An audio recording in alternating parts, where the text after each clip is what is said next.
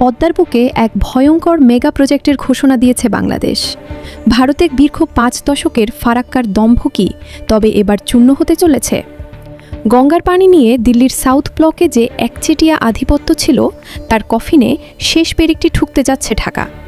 ভূ রাজনীতির দাবার বোর্ডে বাংলাদেশ এবার এমন এক মোক্ষম চাল দিয়েছে যা পুরো দক্ষিণ এশিয়ার সমীকরণ ওলটপালট করে দেওয়ার জন্য যথেষ্ট।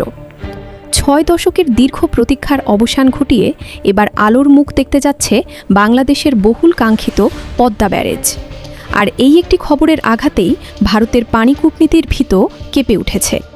ইতিহাস সাক্ষী ১৯৭৫ সালে ভারত যখন ফারাক্কা ব্যারেজ চালু করে তখন থেকেই বাংলাদেশের জন্য এক নিঃশব্দ ঘাতকের জন্ম হয়। আন্তর্জাতিক আইনের তোয়াক্কা না করেই উজানের পানি প্রত্যাহারের একতরফা সিদ্ধান্তে বাংলাদেশের উত্তর ও পশ্চিমাঞ্চল আজ মরুভূমিতে পরিণত হতে চলেছে।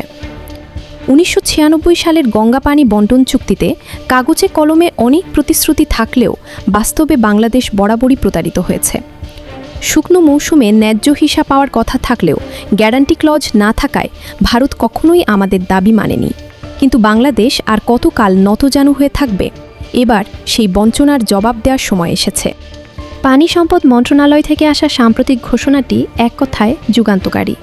৩৩,৪৯৭ কোটি টাকা ব্যয়ের এই মেগা প্রকল্প ২০২৬ থেকে ২০৩০ সালের মধ্যে বাস্তবায়নের রূপরেখা নির্ধারণ করা হয়েছে।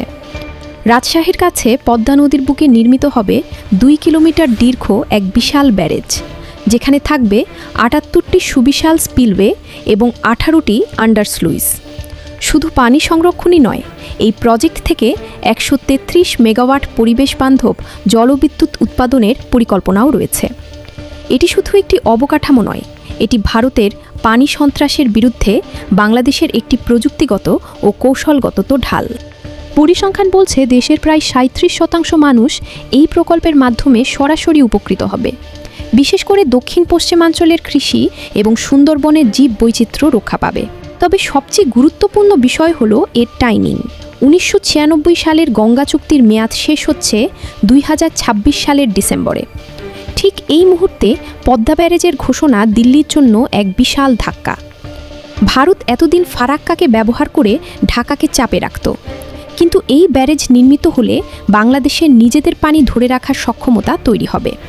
ফলে ভারতের ব্ল্যাকমেইল করার প্রধান হাতিয়ারটি ভোতা হয়ে যাবে।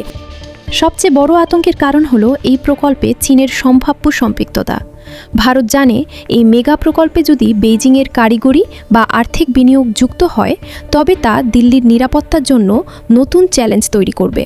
তবে প্রশ্ন থেকেই যায়, ভারতের প্রবল আপত্তির মুখে শেষ পর্যন্ত কি পদ্মা ব্যারেজ আলোর মুখ দেখবে, নাকি আবারও কোনো কূটনৈতিক মারপ্যাঁচে আটকে যাবে কোটি মানুষের স্বপ্ন?